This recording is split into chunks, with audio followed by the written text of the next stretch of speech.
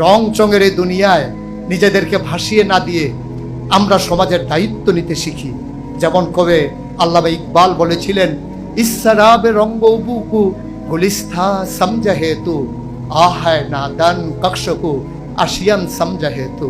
আহারে ও মুসলিম সমাজ, ও তরুণেরা, তোমরা রংচং দেখে মনে করো এটা বোধহয় ফুল বাগিচা, আর দুধু মরুভূমির মাঝে সূর্যের তির্যক আলো যখন পড়ে মনে হয় যেন পানির ফোয়ারা। মনে রাখবা, রংচং ফুল বাগিচা নয়, আর মরিচিকা পানির ফোয়ারা নয়। সুতরাং আসো আমরা জেগে উঠি। আমাদের সামনে যিনি আইডল, আমাদের সামনে যিনি উসওয়াতুন হাসানা, যিনি আমাদের জন্য মডেল, তিনি সেই নবী মুহাম্মদ রাসূলুল্লাহ সাল্লাল্লাহু আলাইহি ওয়াসাল্লাম।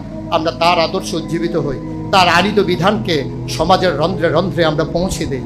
আমরা তৃণমূল পর্যায় থেকে শুরু করে শুধু রাষ্ট্রের সর্বোচ্চ পর্যায় পর্যন্ত নয়, আমরা গোটা বিশ্বের ইন্টারন্যাশনাল রিলেশন যেখানে হবে সেখান পর্যন্ত আমরা দ্বীনের কথাগুলো তুলে ধরি, নিজেদেরকে মডেল হিসেবে উপস্থাপন করি।